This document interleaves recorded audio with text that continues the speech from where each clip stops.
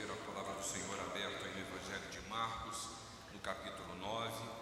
Enquanto você procura de novo, já que você fechou, deixa eu só dar um recadozinho para o Coral Canuto Regis, que hoje, meus irmãos, lamentavelmente, nós não vamos ter ensaio à tarde. Eu sei que vocês queriam, mas nós não vamos ter ensaio à tarde. Nosso ensaio será na quinta-feira, 19 horas, nos preparando para a viagem. Não vir ao ensaio na quinta-feira é pecado, tá certo? Então, quinta-feira, 19 horas aqui. A igreja pode estar perguntando como é que vai ser domingo que vem aqui na igreja. Como acontece todos os domingos. Teremos culto normalmente, o Coral Edneia Bastos vai nos abençoar, como nos abençoa nas escalas que faz parte, e teremos o culto de maneira regular. E você tem um compromisso de estar orando por nós que estaremos viajando, amém? Hoje é dia dos pais, não é isso? Hoje é dia da família. Hoje não poderíamos abordar um tema diferente que não fosse da própria família.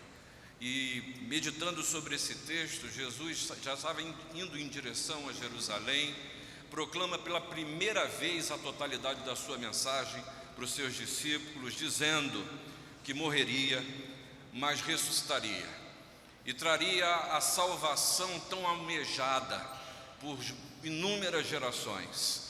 Diz a seus discípulos que cada um tome a sua cruz e me siga, abra mão de todos os seus haveres, de todos os seus pressupostos e espere no Senhor.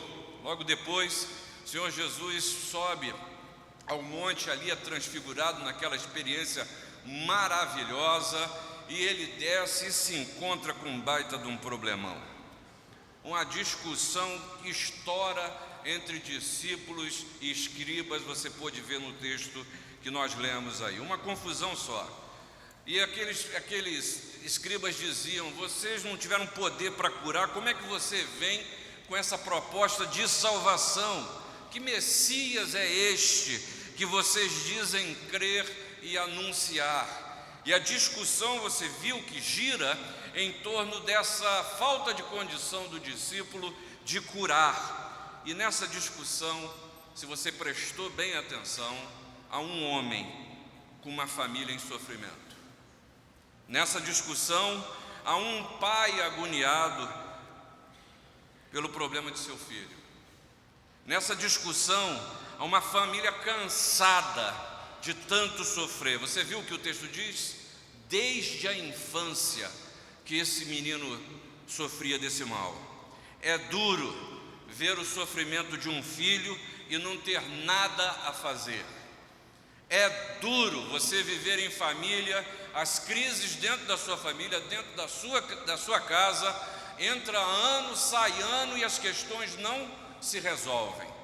É duro a gente viver uma vida onde você, naquele lugar onde a gente espera ter mais paz, que é dentro de casa, ser o lugar onde a gente vive as mais intensas e renhidas lutas. No meio dessa discussão teológica toda aqui, está a necessidade e o sofrimento de um pai.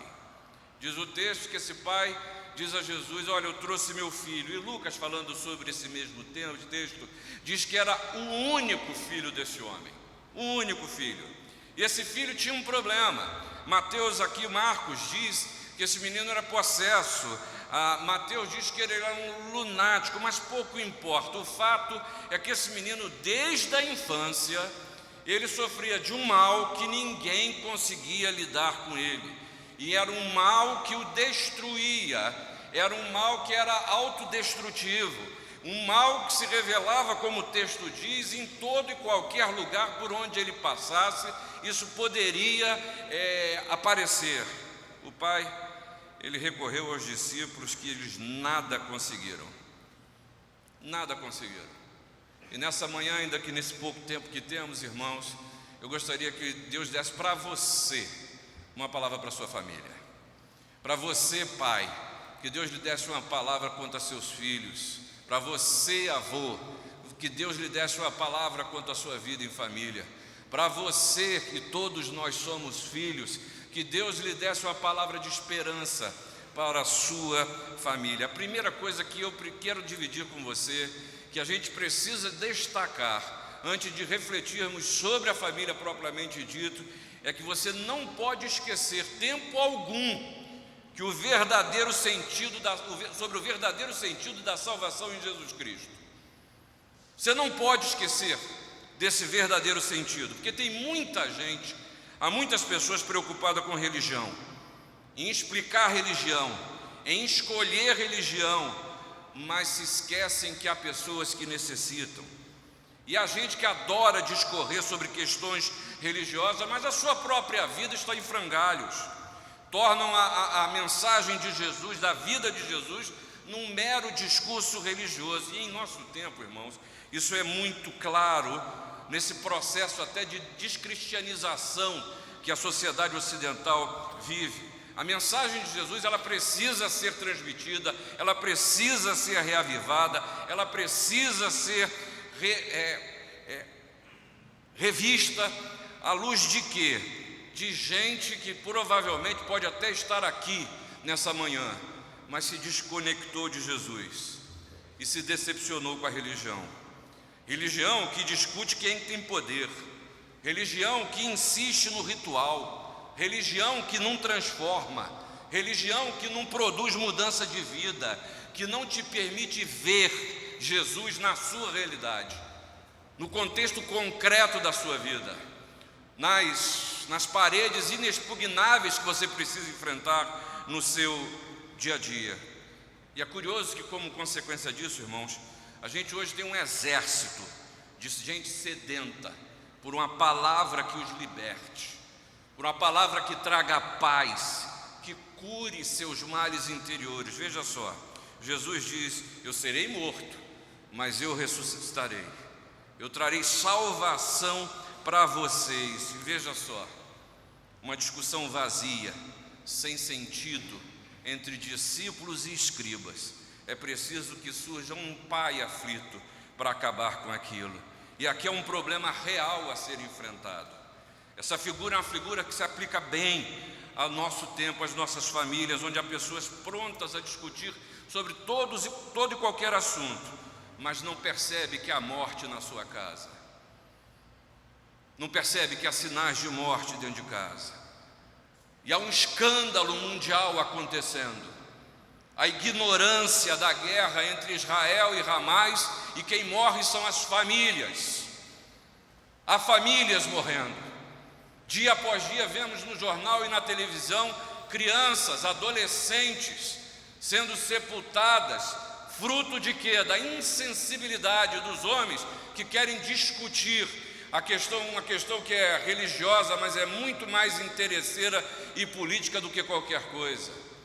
Só que nós corremos o risco de perder essa sensibilidade e nos esquecer de gente como eu, como você, que precisa de cura, de salvação, de esperança, de mudança de vida, gente que quer ver a bênção de Deus na sua casa, gente que tem a família destroçada, seja pela dor da separação dos pais, seja pelas opções que os filhos fizeram e que os encaminharam em caminhos que são caminhos de morte. Ali está vendo um pai nesse texto. Você vê um pai vendo seu filho nas garras do mal. Por isso, você não pode esquecer, meu irmão e minha irmã, que Jesus veio para salvar, não esqueça disso.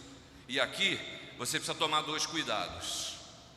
Primeiro cuidado que você precisa tomar: fuja da mentalidade do escriba.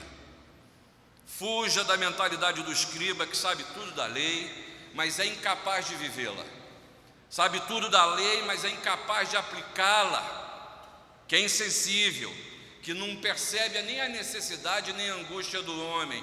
E às vezes, companheiro homem, a gente é tão brutalizado pelos desafios que a gente tem que enfrentar no nosso dia a dia, que se você e eu não tomarmos cuidado, a gente leva essa brutalidade para dentro de casa. E às vezes a esposa está nos falando, querendo nos chamar a atenção, e eu insisto nessa minha brutalidade escriba em chegar a rotular, a dizer: não, isso é coisa de mulher, e não ouço. Às vezes o filho dá sinais e mais sinais de que carece da minha atenção, mas essa minha mentalidade escriba, que só se preocupa com a correção da formulação, mas não ouve o coração, me impede de escutar. E quantas vezes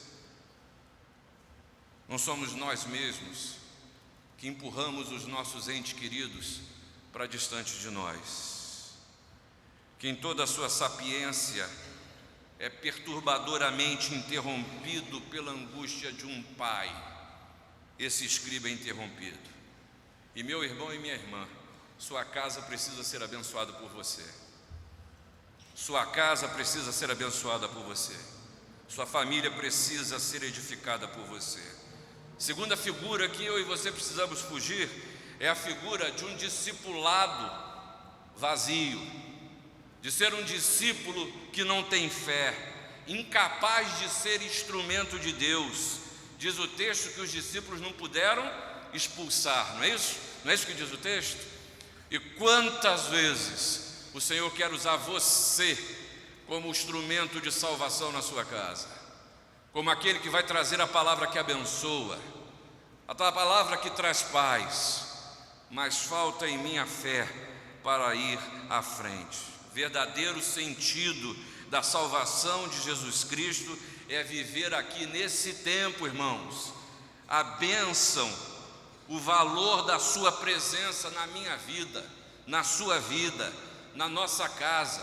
A palavra de Deus diz que o Senhor faz tudo novo, o Senhor faz novamente, e Ele diz para esse homem, e nos repete ainda hoje para cada um de nós: não creia na impossibilidade, não tenha a impossibilidade como seu Deus, creia no poder de Deus, mas traga cativo o seu coração,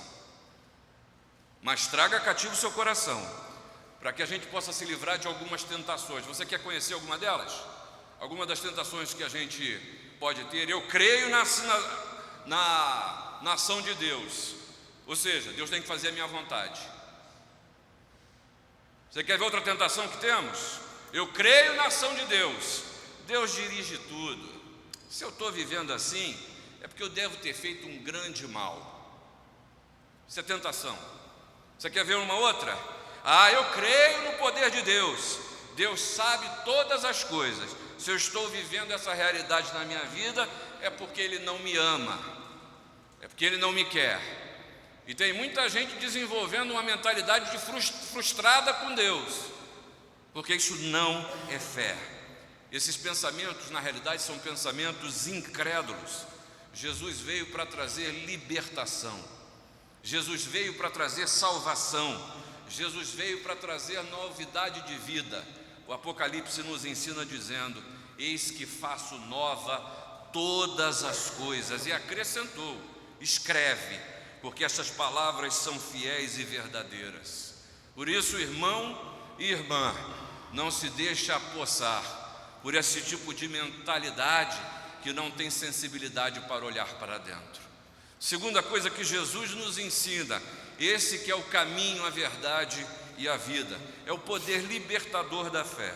É tão maravilhosa a ação de Deus, é tão maravilhosa a ação de Deus, porque ela é completa, ela não deixa dúvida. Veja bem, na realidade, se você olhar aqui, quantos milagres Jesus realiza aqui nesse texto?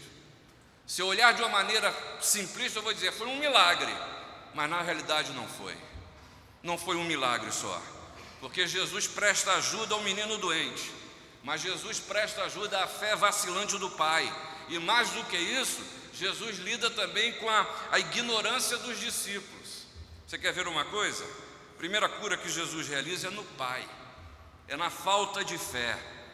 E aqui eu quero dizer uma coisa para você, colega, companheiro: Jesus está interessado inclusive nas suas incertezas, inclusive nas suas dúvidas. O pai começa dizendo, e você leu: se podes, tem piedade. Desculpa, isso não é fé. Isso não é fé.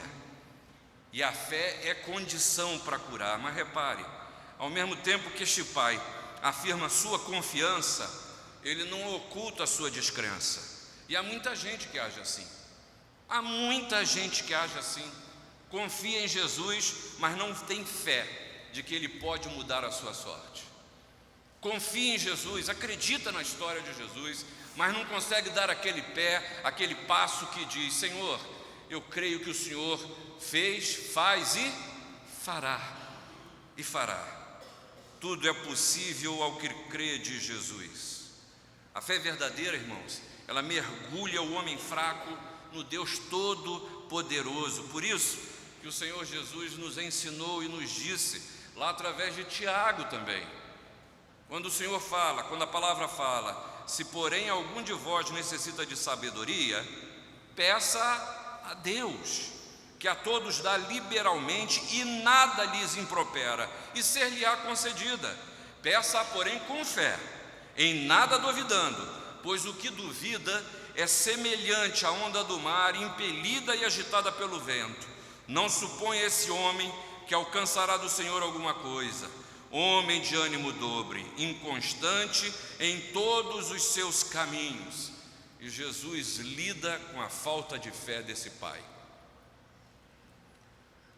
É verdade ou não é? Às vezes a vida se torna para a gente um pouco mais pesada do que nós achamos que podemos suportar. Às vezes a gente quer ter a palavra dentro de casa que abençoa, mas nós não estamos tendo suprimento nem para nós mesmos. E é tão difícil fazer a diferença em nome de Jesus, quando nos falta o alimento necessário para transmitir aos outros. Ainda assim, não duvide, tenha fé, confie no Senhor, porque não é no seu poder que realiza a obra, mas é no poder de Deus. É no poder de Deus. Grande engano é achar que há poder em mim para realizar qualquer coisa. O poder vem de Deus. Segunda cura que o Senhor realiza é a cura desse jovem, é a cura do filho da sua possessão. E quero dizer para você, filho, que Jesus está interessado nas suas questões. Jesus está interessado na sua vida. Jesus está interessado nas suas possibilidades e nas suas impossibilidades. Talvez aqui você possa ver logo de cara que o primeiro interesse de Jesus é saber as peculiaridades do problema daquele jovem. Diz o versículo 21 que Jesus pergunta: há quanto tempo isso acontece? Eu fiquei imaginando, gente, há pessoas que já sofrem há tempo demais, não é verdade? Você conhece gente assim? Que tem sofrido, às vezes com seus filhos, há anos, há décadas. Você conhece gente que tem lutado com seus filhos e você fala: Senhor, tem misericórdia. Mas há também pessoas que já não sabem mais o que fazer. Mas para ambos os casos eu quero dizer que Jesus sabe do que seu filho precisa. E falar de espírito, a gente agora, eu não quero que a gente se perca, porque há comentaristas e com séria sustentação que falam que essa possessão não é uma possessão demoníaca. Há um outro texto em Lucas que fala de epilepsia. Eu não quero entrar nessa discussão, porque não servirá nessa hora para o nosso propósito, porque tanto um quanto o outro, a gente não pode limitar o poder de Deus, porque Deus é capaz de todas as coisas. Mas que é verdade há certas circunstâncias na vida que você instrui seu filho, que você lida com ele, e parece que esse mau espírito é como se fosse a convicção interna de que uma pessoa teimosamente cultiva e que essa lhe traz problemas e ela é incapaz de mudar. Você conhece gente assim? Que erra na vida, continua a errar na vida, você fala com a pessoa, você mostra, ela cai, chora, se quebra, mas ainda assim não muda a sua maneira de caminhar. Mas também, se você quiser falar de uma pessoa tomada por espíritos malignos, quero dizer para você que, como cristão, não podemos temer a Satanás nem o mal. Jesus Cristo já os venceu, dominou, mais do que isso, amarrou e derrotou. E nós somos desafiados a dizer, como o pai do menino: eu creio, Senhor, ajuda na minha falta de fé. Eu creio que o Senhor pode mudar a sorte na minha casa. Eu sei que o Senhor pode mudar as circunstâncias na vida da minha família, porque você não pode esquecer, meu irmão e minha irmã, que a bênção do Senhor está sobre aqueles que o temem. Vou lembrar para você um salmo que você sabe de cor, mas que talvez alguns de nós esqueçam de se apropriar nas suas famílias.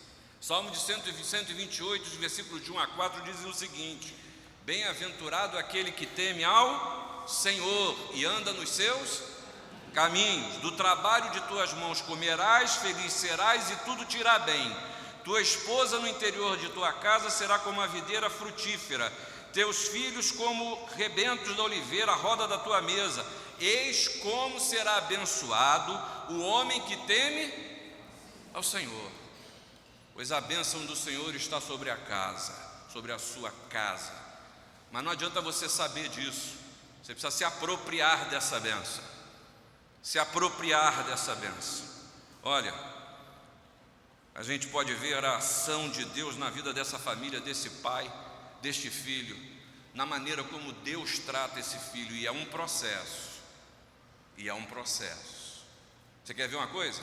Veja a dinâmica da ação de Deus na vida de Jesus na vida desse filho. Primeiro, Jesus tomou conhecimento do problema, de todo o problema, e quem conta o problema é o próprio pai. Aconteceu isso, Jesus pergunta: desde quando? E ele diz: desde a infância. Eu já tentei com seus discípulos, olha, e eles não conseguiram. Ele, na fala do pai, a gente percebe que Jesus o ensina também a discernir qual é o problema. Qual é o problema? Porque muitas vezes a gente vê uma nuvem e acha que está acertando no problema, e podemos estar enganados. Segunda coisa que Jesus faz, você reparou aí no versículo 25?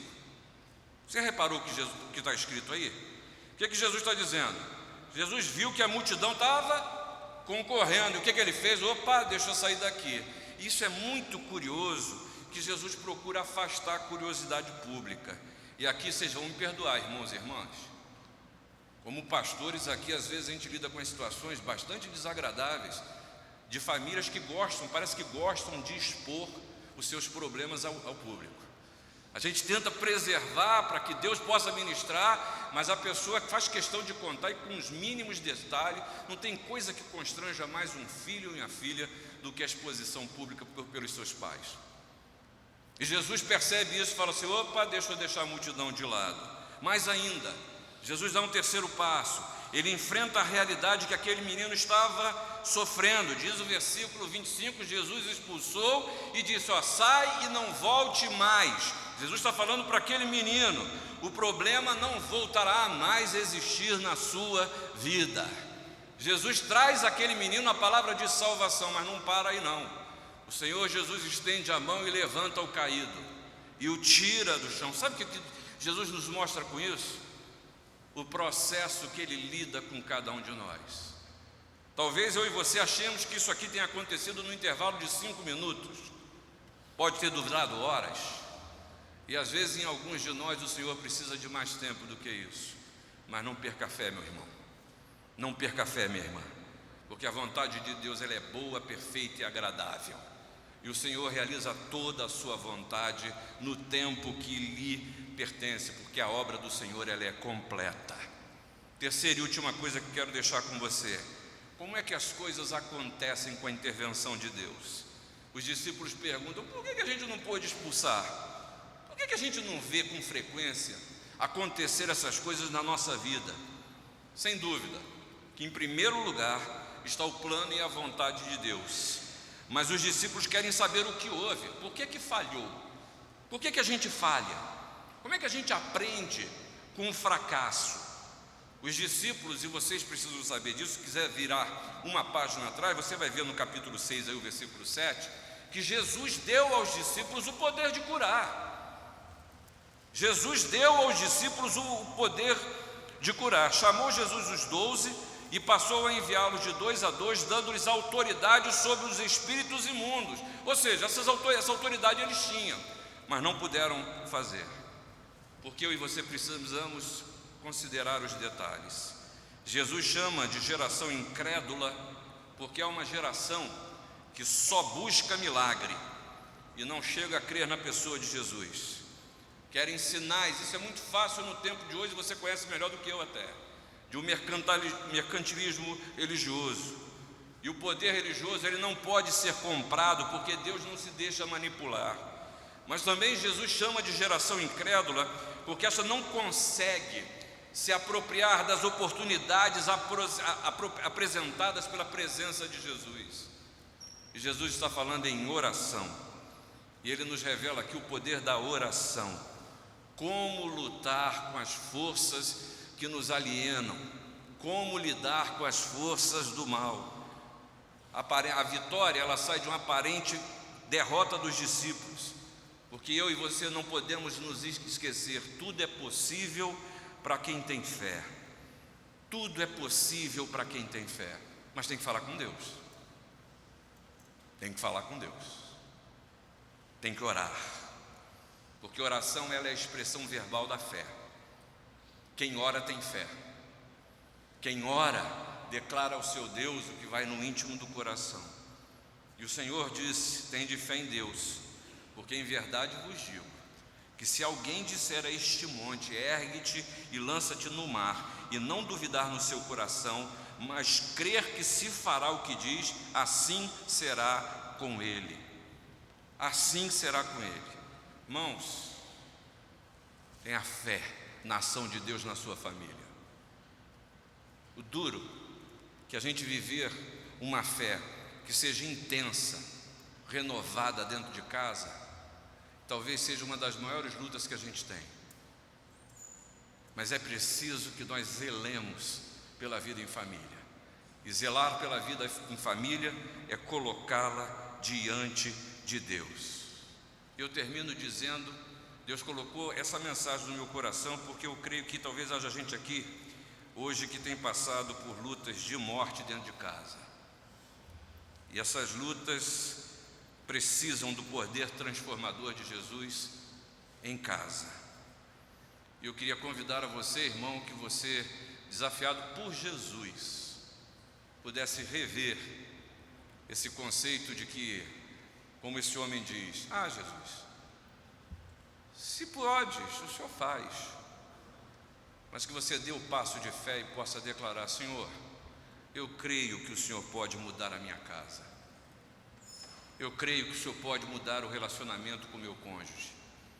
Eu creio que o Senhor pode transformar meus filhos.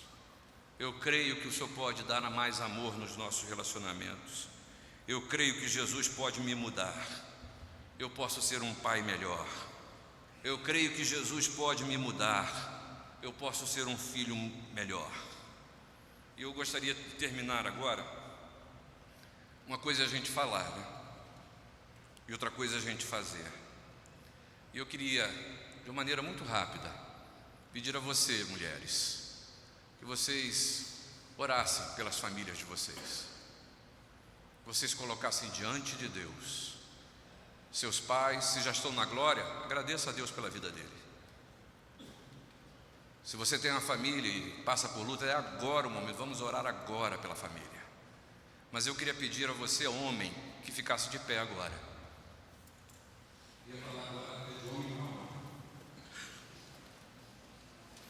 Eu queria convidar você num gesto muito simples. Um gesto muito simples, é um passo de fé, se você quiser.